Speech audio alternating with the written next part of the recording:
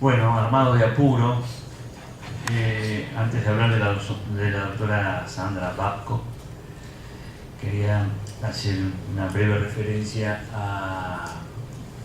al doctor Diego Rotaveña, a Diego para nosotros, por dos cosas. Primero,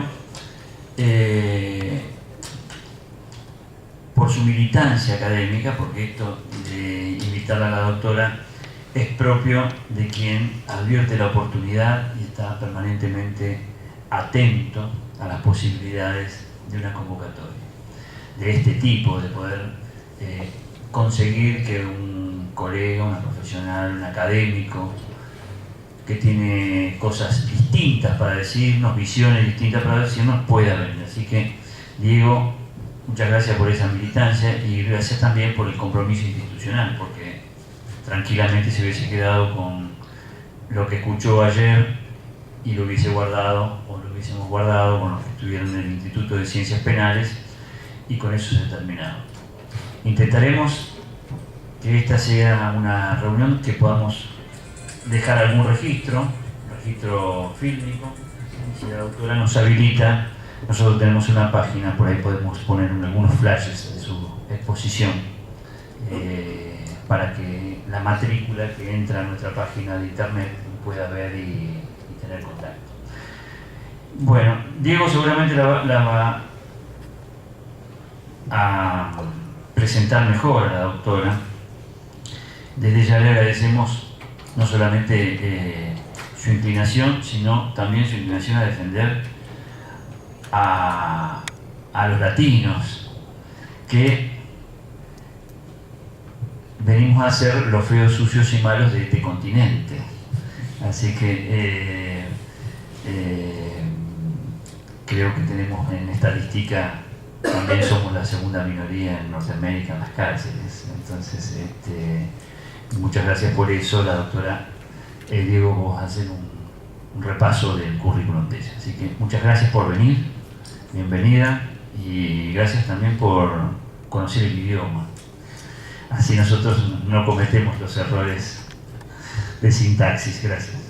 Bueno, gracias Antonio por tu presentación. Bueno, realmente lo más importante, voy a ser muy escueto. Principalmente es agradecerle a Sandra. A Sandra yo la conocí en Sao Paulo, en Brasil, la escuché y realmente me conmovió ya desde ese momento lo que ella decía.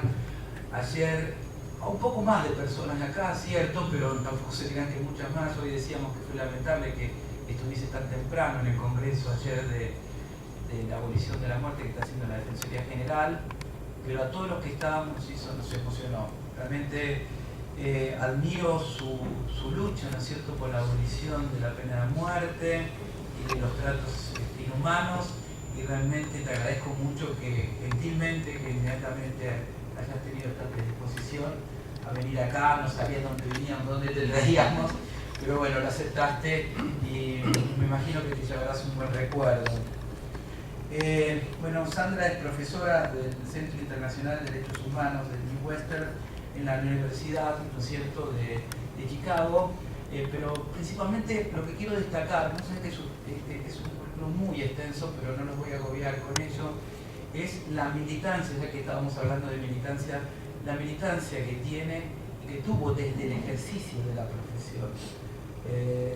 La profesora hace 5 o 6 años que se dedica a lo académico más full time, pero antes ejercía la profesión y defendía todos estos casos. Y esto es lo bueno, y de que esté también en este lugar, ¿no es cierto?, en el Colegio de Abogados.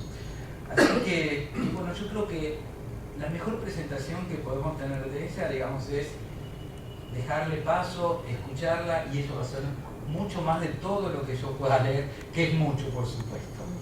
Muchas gracias, Sandra, y muchas gracias a todos ustedes. Bueno, Sandra, tenés la palabra. Gracias. Gracias, Diego, por haberme invitado, y gracias a ustedes por venir. Creo que fue al último momento. Estábamos platicando durante el almuerzo y yo estaba comentando que siempre un placer conocer a la gente en otras partes del mundo que comparten la misma pasión y ideología en cuanto al sistema de justicia penal. Gracias.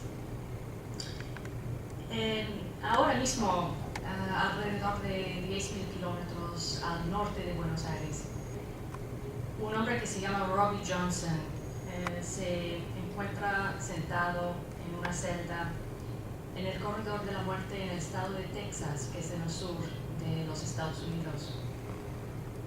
Está totalmente aislado. 22 horas al día, Robbie está en su celda sin poder comunicarse con otros presos, contemplando la muerte que le espera.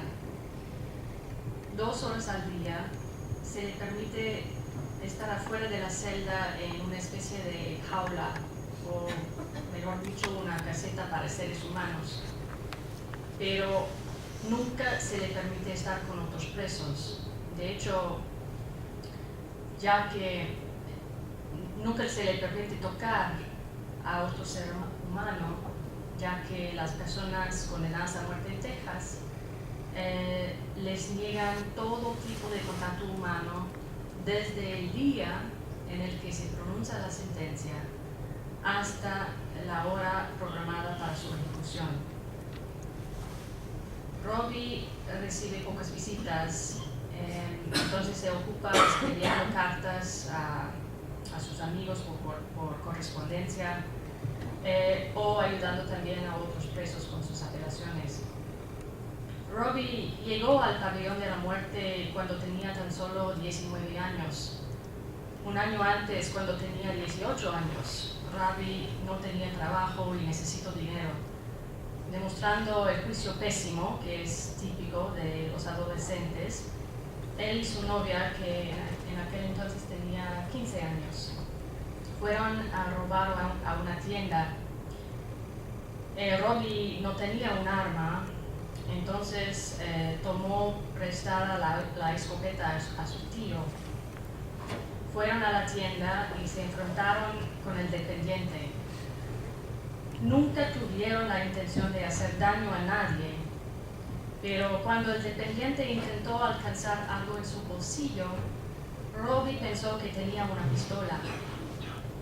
En pánico, le disparó, matándolo en el acto. Cuando Robbie se dio cuenta de lo que había hecho, tiró la escopeta en el piso y corrió a su casa, donde, llorando, contó todo a su abuelo. El abuelo de repente lo llevó a la policía, donde Robbie se rindió y confesó todo. Aunque Robbie no tenía antecedentes penales, el fiscal decidió pedir la pena de muerte, ya que la víctima era blanco y Robbie es afroamericano. Con un jurado compuesto solamente de gente blanca, fue fácil obtener una sentencia de muerte. El abogado defensor de Robbie no le ayudó mucho, puesto que durmió durante el juicio. Cuando llegó al pabellón de la muerte, Robbie no podía ni leer ni escribir, pero desde aquel entonces aprendió a leer y ahora escribe poesía. Es una persona que ahora tiene la sabiduría de un filósofo. Si ustedes lo conocieran en un café o en un bar, nunca se imaginarían que fue capaz de cometer un delito violento. Ahora Robbie tiene 53 años. Ha pasado 35 años en el pabellón de la muerte en Texas. No es la misma persona que era cuando tenía 18 años. Y de hecho, Robbie no es su nombre actual, porque nosotros que lo conocimos no creemos o no queremos usar su nombre actual, porque él podría recibir una fecha de ejecución en cada momento y no queremos llamar la atención del fiscal a que todavía está en el corredor de la muerte. Él ha agotado todas sus apelaciones y en Texas realmente no existe esperanza alguna de que el gobernador conmute su pena. La historia de Robbie ejemplifica la perversidad de la pena de muerte, no solamente en Estados Unidos, sino en todo el mundo. Demuestra algo que ustedes ya saben, que frecuentemente o casi siempre el sistema de justicia penal reserva las penas más severas para los individuos más marginalizados en nuestra sociedad, o por su raza, su origen étnico o su pobreza. La pobreza es el factor que une a los presos condenados a muerte en Saudi Arabia, Guatemala, Guyana, Tailandia, Estados Unidos, en otros estados también. El caso de Robbie también ejemplifica la crueldad extraordinaria de la pena de muerte. Minuto por minuto, hora por hora, día por día, década por década.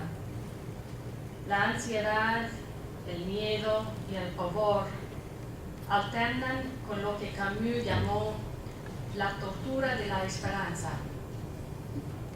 En Japón los presos no son informados de la pena de muerte o de la fecha cuando van a morir hasta que el verdugo venga por ellos. Hay presos en Japón que han soportado estas condiciones durante 40 años. Uno de mis clientes en Texas, también el estado que ejecuta más en Estados Unidos, se llamaba Stan Folder, un canadiense, y él fue sometido a 10 fechas de ejecución hasta que el gobierno finalmente lo mató.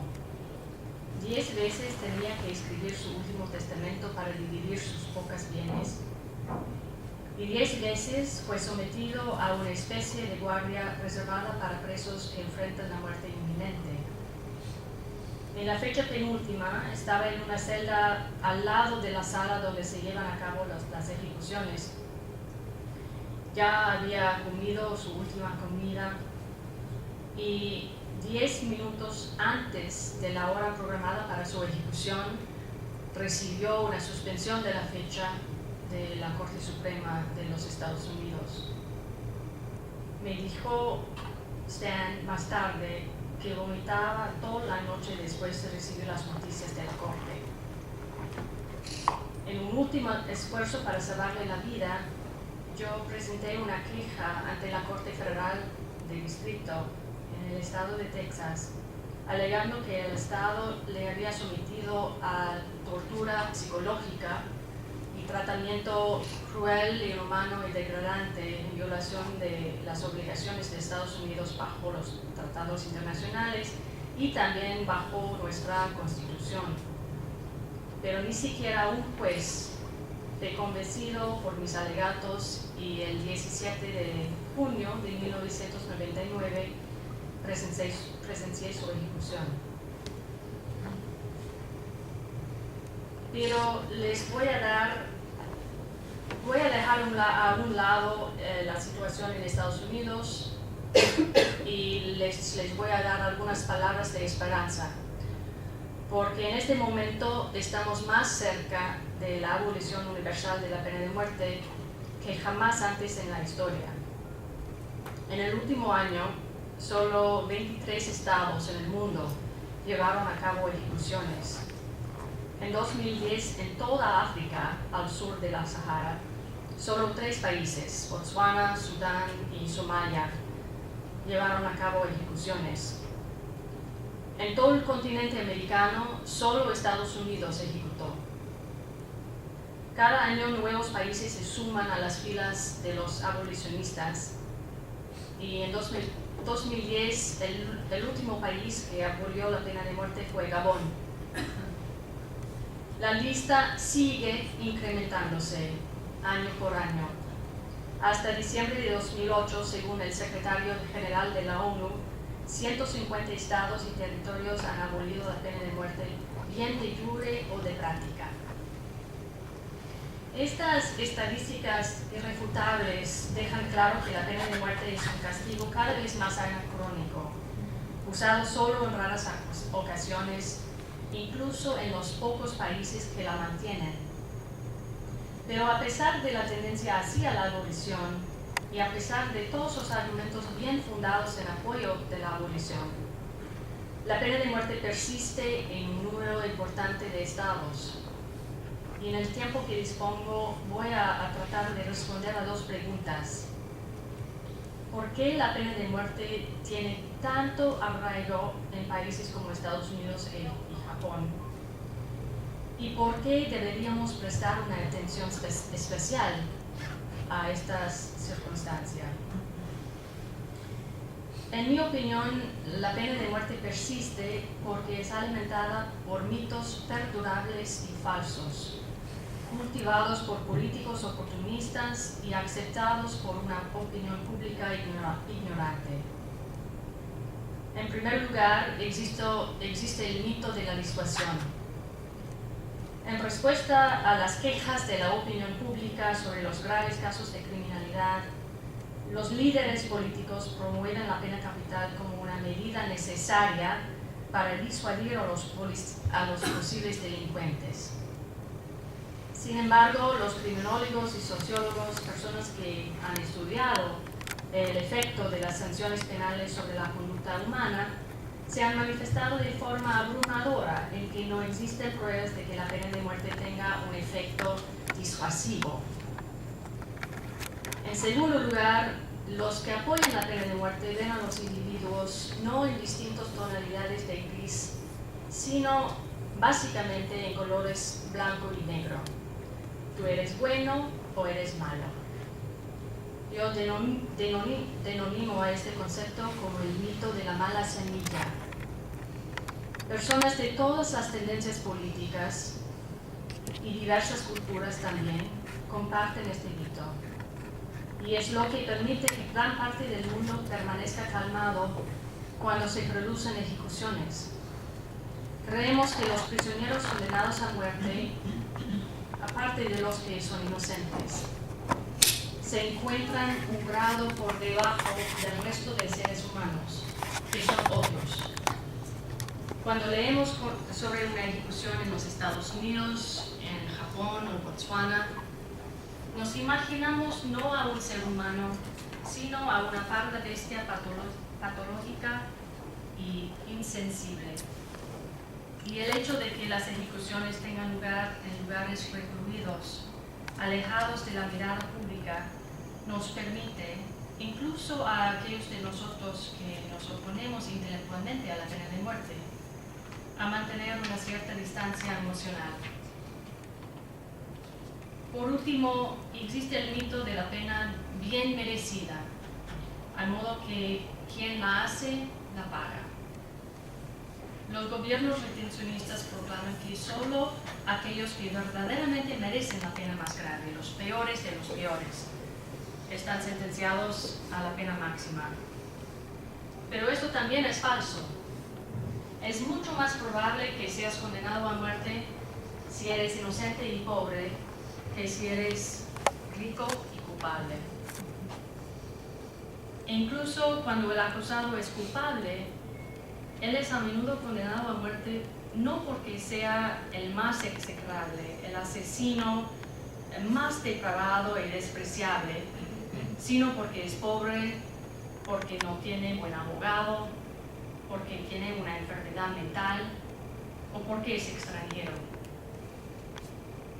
Y en un mundo donde las noticias vienen cada vez más condensadas, los políticos no disponen de tiempo para educarse o instruir la opinión pública sobre la red de factores que contribuye a la delincuencia violenta, como la pobreza, los abusos, enfermedad mental, daño cerebral, traumas, la alienación, el abandono, el aislamiento y la adicción a las drogas y alcohol, entre otros. Pues permítanme pasar a la siguiente pregunta. ¿Por qué debemos preocuparnos de la pena de muerte? Muchos de nosotros ya sufren de, ahora se llama, cansancio de compasión. Hay un sinnúmero de problemas en el mundo que parecen más dignos de nuestra atención. Decenas de miles mujeres sufren agresiones en el Congo, los niños son vendidos como esclavos en algunas partes del sur de la India y África Occidental. La epidemia del SIDA se está cobrando millones de vidas. En comparación con estas tragedias, la aplicación de la pena de muerte parece casi intrascendente. Pero hay un aspecto de la pena capital que lo diferencia de otras violaciones de los derechos humanos. A diferencia de la tortura, a diferencia de la violación, a diferencia de la esclavitud, la diferencia de la trata de personas, a diferencia de las epidemias de salud causadas por la negligencia y la mala gestión gubernamental, la pena de muerte es el resultado de una política gubernamental deliberada, intencional y premeditada para privar a los seres humanos de su derecho más preciado y fundamental, el derecho a la vida. Es la máxima expresión del control gubernamental y la represión. Proporciona al Estado una justificación legítima para inyectar a un hombre sano una dosis mortal de veneno. Le permite colgarlo de una horca de manera que su cuello se quiebre por la presión. Obligarlo a ponerse de rodillas para que un empleado del gobierno pueda poner una bala en su nuca. Se confiere el poder más impresionante de todos, que es el poder absoluto para aniquilar la vida humana.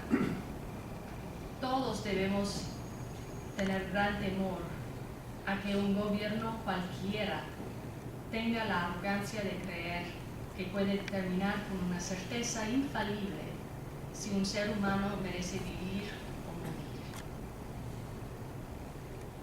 Hay otro aspecto de la pena de muerte que es igual de pernicioso. Es la creencia de que algunas personas son tan incapaces de redención que deben ser exterminadas de la comunidad humana. Un profesor neoyorquino, Robert Blacker, declaró recientemente que algunas personas merecen morir y nosotros tenemos la obligación de matarlas. Esta visión tiene un efecto profundamente corrosivo, no solo en nuestro sistema de justicia penal, sino en la sociedad en su conjunto. Es lo contrario de la esperanza, es la antítesis de la fe, aniquila la compasión, resulta clínico hasta el extremo, es pesimista y nihilista, es la negación de la humanidad. Pero dejando de lado por un momento la cuestión de la inocencia, porque creo que nos puede distraer de la cuestión más fundamental de si es correcto ejecutar a los culpables. Nunca he conocido a un hombre en el corredor de la muerte que carezca por completo de humanidad, que luchase por enfrentarse con las fechorías de su pasado, que no esperase su liberación, que no se esforzara por superar sus problemas de enfermedad mental o adicción, o toda una vida de uso, que no hiciera un esfuerzo supremo para morir con dignidad. Todos nosotros se estremecieron cuando nos enteramos de la muerte por lapidación de dos jóvenes amantes en Afganistán el año pasado. Es fácil criticar una práctica que es tan claramente bárbara y anacrónica, pero en el estado de Texas, donde he defendido a los individuos condenados a la pena de muerte durante los últimos 20 años, la ejecución de hombres y mujeres por inyección letal tiene un aire frío y calculado que es igualmente escalofriante. Texas ha ejecutado a tantas personas, 475 desde 1977, que las ejecuciones se han convertido en un acontecimiento casi banal. Yo he sido testigo de 3 ejecuciones en mi carrera. La última fue hace 2 meses en julio, el 7 de julio, cuando un mexicano, Humberto Leal García, fue ejecutado en violación de un fallo de la Corte Internacional de Justicia, que había declarado que Humberto y como 50 mexicanos que están encarcelados en los Estados Unidos, sentenciados todos a pena de muerte, que él y ellos no fueron notificados de sus derechos consulares bajo la Convención de Viena sobre los derechos, relaciones consulares. Y Estados Unidos, aunque el presidente Obama y la administración federal intentó de convencer a Texas que no lo ejecutara, Texas y, en fin, la Corte Suprema de los Estados Unidos negó a suspender la ejecución. Y en este caso y en los dos otros casos también donde presencié las ejecuciones, poco antes de cada ejecución se me permitió una visita final a mi cliente, aunque nunca se me permitió tocarlo o tener ningún contacto directo con él. En el caso de Humberto, el mexicano, cuando lo visité 2 horas antes de su ejecución, yo no sabía si iba a recibir una suspensión de su fecha de ejecución, y entonces no le podía decir si iba a morir en 2 horas o si iba a recibir una suspensión de la fecha. Entonces él no podía ni prepararse para morir. Pero 2 horas, como 1 hora y media antes de la hora programada para su ejecución, recibimos las noticias de la Corte Suprema que sí negaron nuestra petición. Y luego los funcionarios de la institución penitenciaria me obligaron a escuchar unas palabras de orientación en las que el capellán de la prisión explicaría exactamente lo que sucedería cuando se le inyectase a mi cliente el veneno. Fui conducida a continuación a una sala de estar con otros testigos y a la hora señalada, después de que el gobernador de Texas se negara a utilizar su poder constitucional para conmutar la sentencia, nos llevaron a una cámara de ejecución. Allí me quedé en el alféizar de una ventana frente a una pequeña habitación donde mi cliente estaba atado a una camilla a modo de crucifixión, con los brazos en cruz y las mangas arremangadas, atado para que no se pueda mover. La cámara de ejecución se parece a una habitación de hospital. Un micrófono se le acerca a su boca para que pueda hacer una última declaración.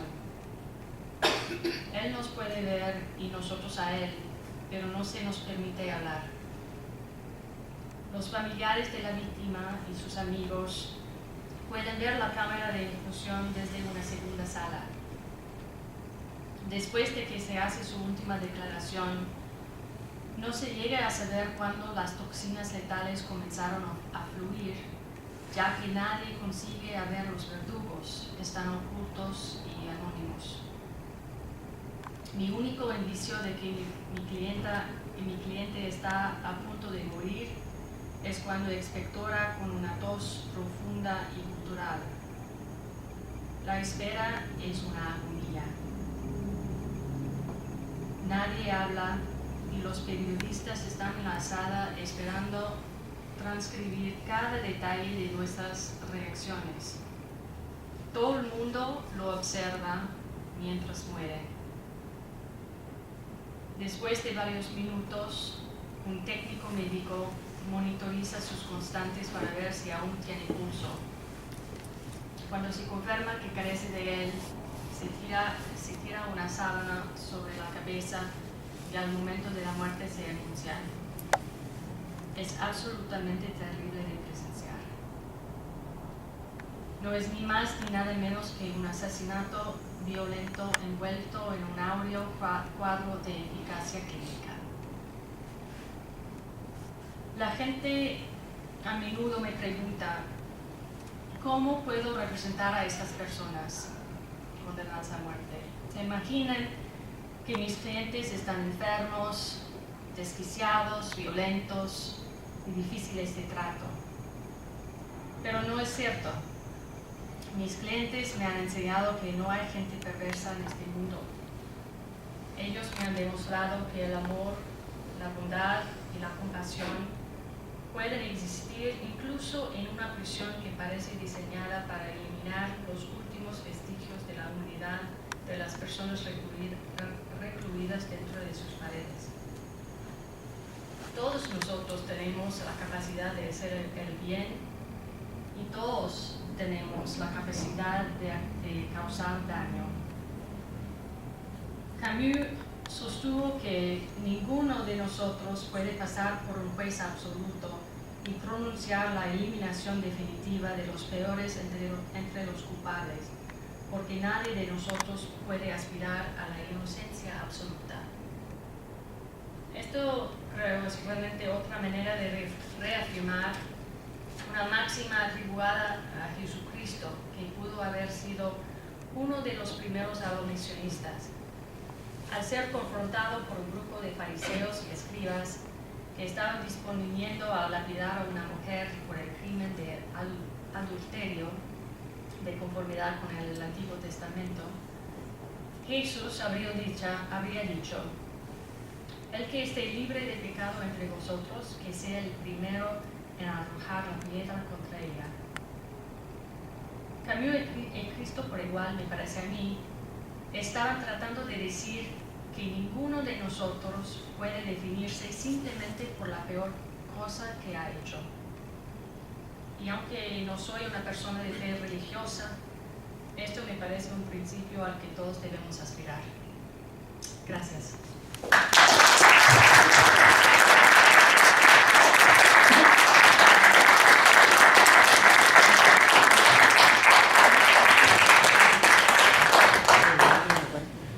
Bueno, no sé si algunos tenemos 5 minutitos, si alguno quiere hacerle alguna pregunta a Sandra. Podríamos decir así, el primero que pueda hablar, que haga la primera pregunta. Es muy cierto también. Bueno, no sé. Doctora Débora, ella es una secretaria de una defensoría pública. ¿Cuál es el sentido de permitir la exhibición de la ejecución, del asesinato? ¿Por qué lo tienen en una suerte de vidriera para que los demás puedan presenciar ese momento?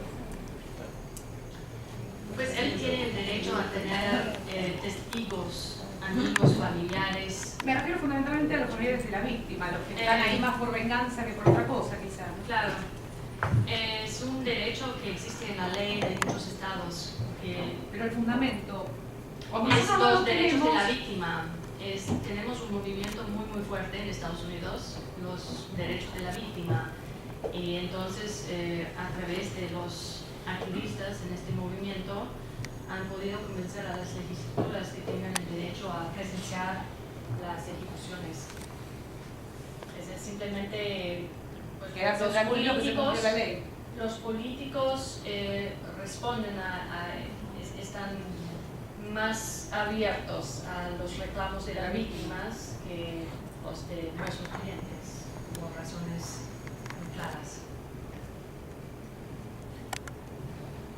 Sí, María Dolores. Quisiera saber cuál es el sentido, si mal no lo entendí, desde que se dicta la sentencia hasta la ejecución, no contacto humano con nadie de lo corporal. ¿Cuál sería el sentido? Y en qué estado mental? O sea, al menos en mi experiencia, gracias a Dios aquí no existe la pena de muerte, pero sí había una unidad donde existía este aislamiento. Y he encontrado, por ejemplo, un chico que después de 4 años de permanecer allí, había entrado en un estado de psicosis, con lo cual la verdad que me llama la atención con tantos años en qué estado mental llegan a esa ejecución.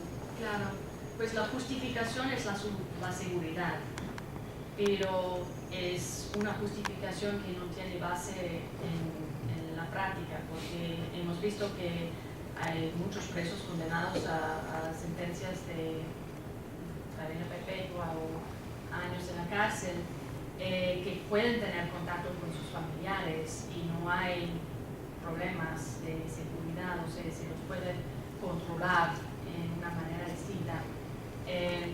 Yo creo que es más bien un castigo, es una forma de castigo. No existe en todos, las cárceles son distintas porque en Texas es muy severo. En Texas pues no hay ningún contacto humano. En California, por ejemplo, sí pueden tener visitas de contacto con sus familiares. Entonces, en todos Estados no es igual. Pero estoy de acuerdo, yo creo que el aislamiento total que existe en algunas cárceles es peor que lo que he visto en África, donde hay ese hacinamiento, ¿verdad? De un hacinamiento fatal en las cárceles. Pero por lo menos los presos tienen contacto humano y yo creo que en un sentido es más humano, son más humanas esas condiciones que el aislamiento higiénico que tenemos en Estados Unidos. Doctora, ¿Puede hacer otra pregunta? vamos a Andrea y después volvemos a Andrea. Doctora, nos hablaba usted de la esperanza que nos brinda el hecho de que haya una reducción de los países que imponen la pena de muerte y de la actividad de las Naciones Unidas en este sentido. El Estado americano tiene la posibilidad desde la presidencia, como usted hablaba de la recomendación de Obama, de disponer en este sentido, y los estados tienen que ceñirse en el caso de que se tome esa decisión, o son soberanos en cuanto a la aplicación de la pena de muerte. Y la segunda pregunta en consonancia con esto es si desde la ONU hay una recomendación, si esto es un tema que está siendo permanentemente puesto en tablas para que se aborde permanentemente y se insista sobre esto, o es un tema que se considera a voluntad de los Estados miembros. Es que la primera pregunta sobre el sistema federal que tenemos, Sí. los estados son soberanos en cuanto al el derecho penal. Sin perjuicio de Entonces, los pactos que haya celebrado. Sí. Ajá. Entonces tenemos la misma tensión o conflicto que existe entre el derecho internacional y el derecho doméstico penal, tanto penal como en otros campos también.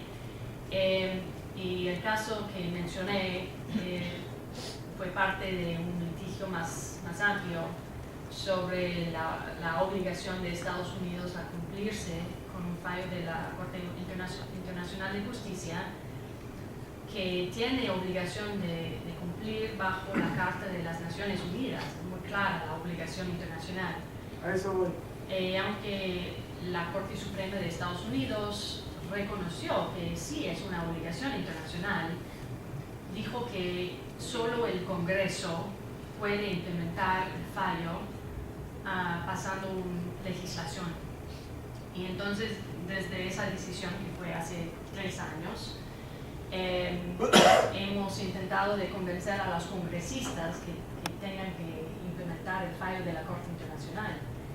Y porque los congresistas son políticos y la mayoría de ellos creen que no van a ganar votos si pasan legislación que beneficia a mexicanos sentenciados por delitos violentos en un país donde nosotros tenemos un gran debate sobre la inmigración, y algunos de ellos llegaron en el país sin documentos, y además hay un movimiento en Estados Unidos contra el derecho internacional.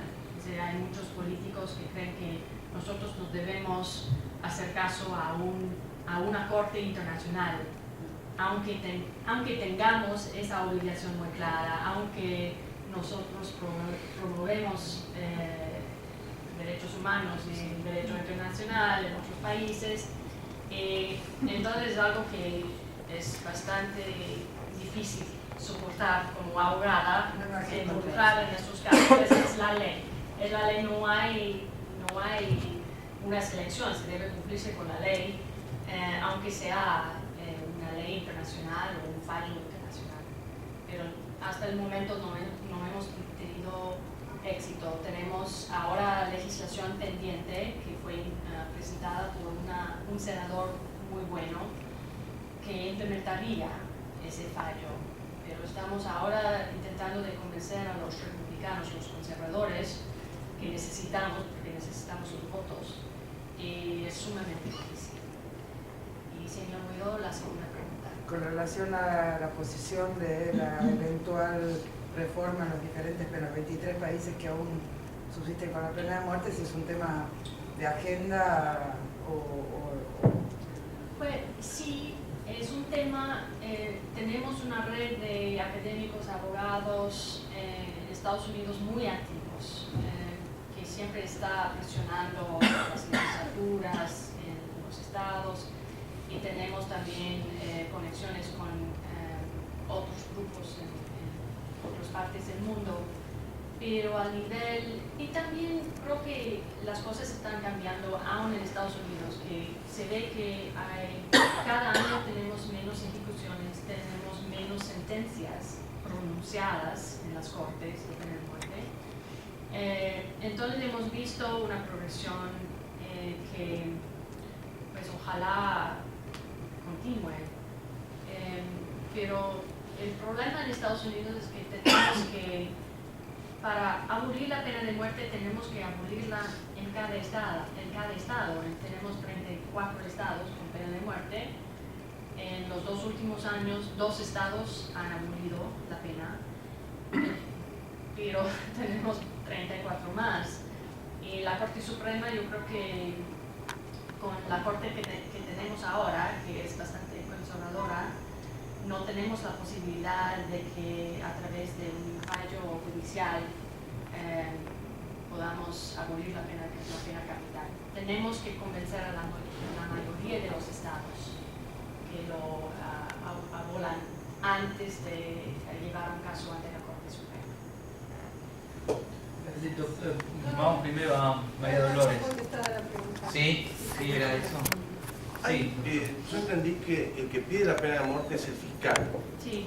¿Hay fiscales que se niegan en el Estado, por supuesto, donde está vigente la pena de muerte, o no? ¿O es una orden directiva que baja el fiscal general? ¿O lo pueden manejar discrecionalmente? Lo manejan discrecionalmente. Entonces tenemos fiscales, por ejemplo, en San Francisco. Tuvimos un fiscal que ahora es abogado general del estado de California, que siempre ha negado pedir la pena capital. Aunque en California ella lo habría podido hacer, pero como 200 kilómetros de San Francisco, tuvimos un fiscal que siempre era muy agresivo y siempre la pedía. Entonces hay es arbitrario entre un estado tener 2 resultados distintos simplemente por la discreción del fiscal. ¿Y se plantea jurídicamente eso? Sí. ¿Qué dice el superior tribunal, digamos? Pues todos han rechazado estos alegatos, pero yo sigo creyendo que son alegatos importantes, porque pues la pena debe ser. El problema es que bajo nuestro sistema la Corte Suprema ha dicho que los fiscales tienen mucha discreción, y que la discreción es casi es algo que las cortes no pueden intervenir, no pueden tener ninguna influencia en la discreción del fiscal. Y salvo si nosotros podemos comprobar que el fiscal decidió pedir la pena de muerte por razones raciales o por discriminación, que es imposible a comprobar. Es la única manera de prevenir la imposición de la pena. Yo no conozco ningún caso en el cual los abogados han tenido éxito con estos alegatos. Pero sigamos presentándolos. Los fiscales son elegidos por voto Sí. de Son políticos, los fiscales son forma parte de su currículum como político, Sí. ser duros o... Claro que sí, pues los fiscales son políticos. Y entonces si creen que van a ganar votos en pedir la pena capital y procesar a una persona que todo el mundo odia, lo van a hacer. Pero en San Francisco, que es una comunidad más progresista, no fue necesario para ella y ella ahora tiene una posición en poder mucho más importante. ¿El juez no tiene facultad para decir, bueno, no pena de muerte, morigerar a 25 años?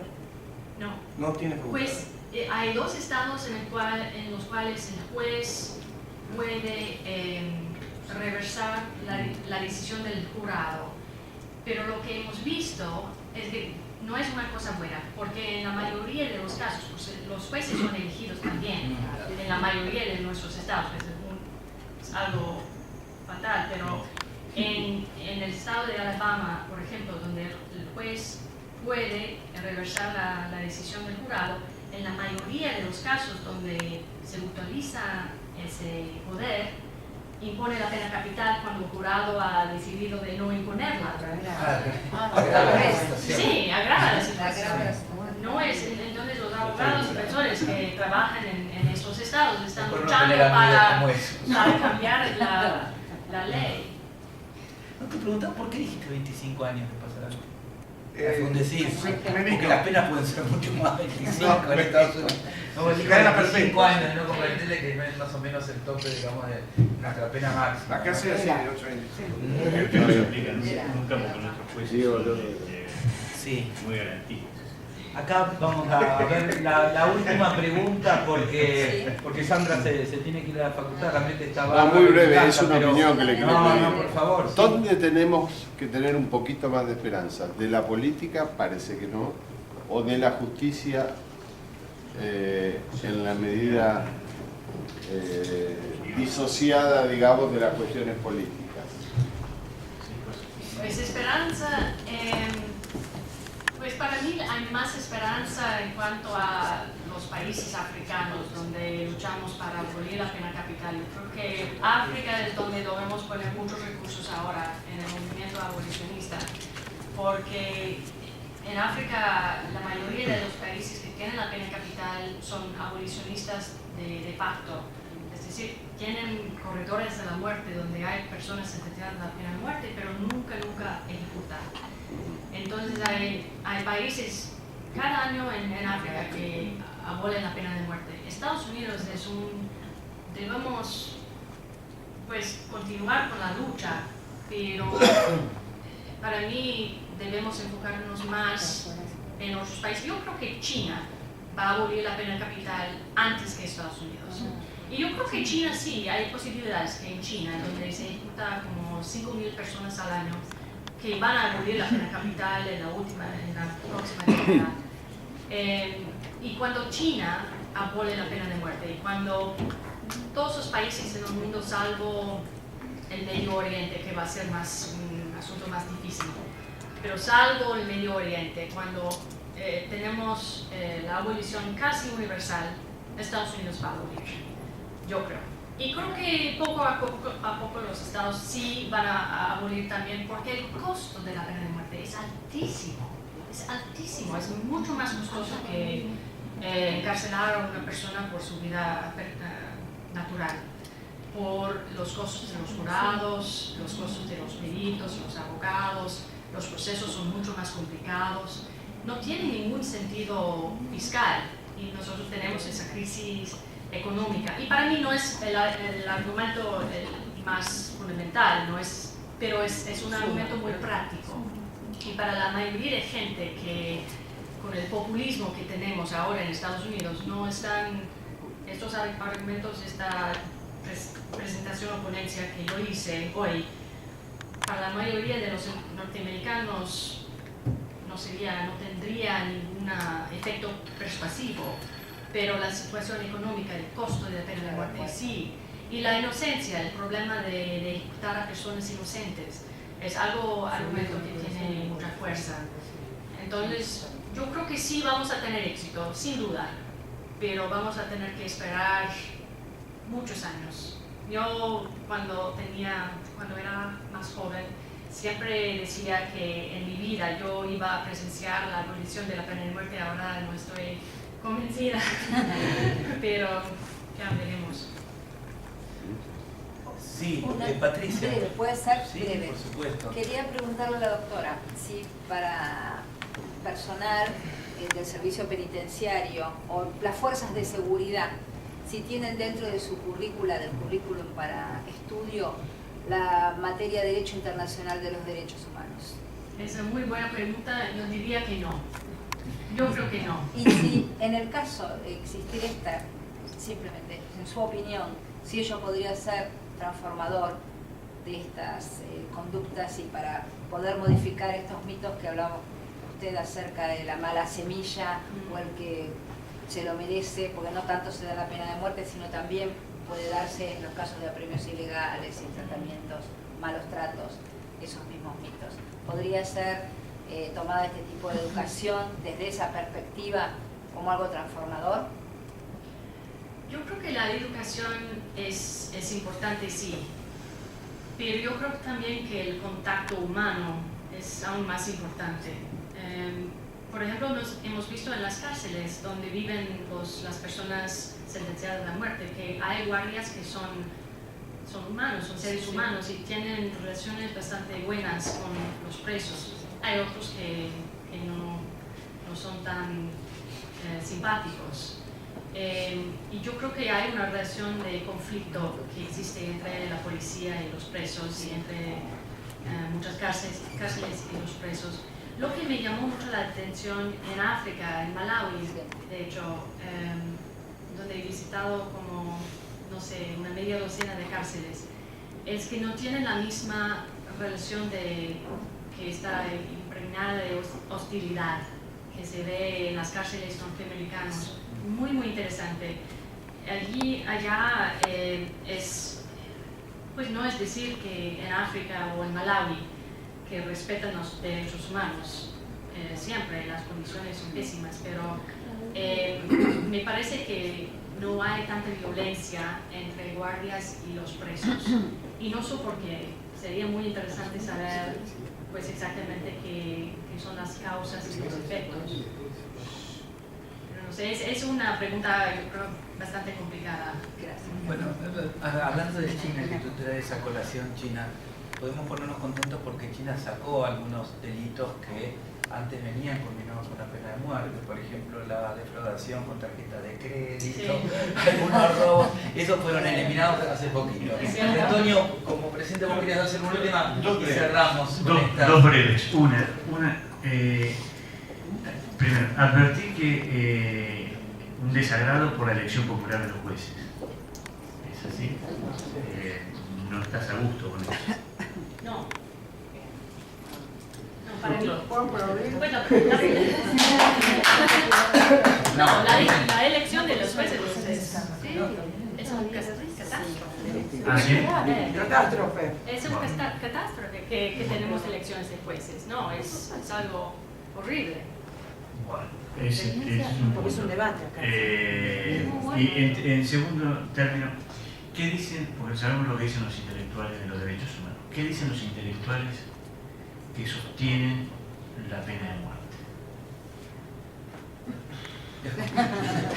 Le invitamos. Digo esto como para tener un panorama más amplio. No, es que. No tener una visión sesgada Dicen ideológicamente. que disuade. Sí. Que no es cierto, pero dicen que disuade. Algunos de ellos que dicen que la venganza es una meta del sistema de justicia penal y que es la imposición de la pena capital significa la retribución, la última máxima que se puede imponer.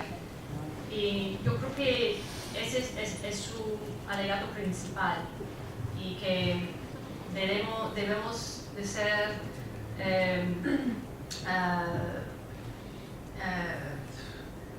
respetuosos de lo que quieren las víctimas. Pero de hecho la mayoría, o una minoría, creo que es una minoría minoría, pero es una minoría importante de víctimas, no quieren la pena capital. Pero los fiscales parece que hay víctimas buenas y víctimas malas en nuestro sistema. Y el sistema no hace mucho caso a las víctimas que no quieren la pena de muerte. Pero también yo creo que la mayoría de los académicos buenos reconocen que no hay muchos alegatos en favor de la pena de muerte, salvo que representa la venganza más extrema o más... Sí. Bueno, muchas gracias Sandra, gracias a todos. Antes queremos dar por tu presencia acá un certificado, acá que consta para que lo mantengas. Te queremos regalar esto. Este es un libro que trata sobre la pena de muerte y fusilamientos en la Argentina, históricamente. Así que bueno, nos pareció que era apropiado. Gracias. No, muchas gracias. Bueno, gracias a todos ustedes.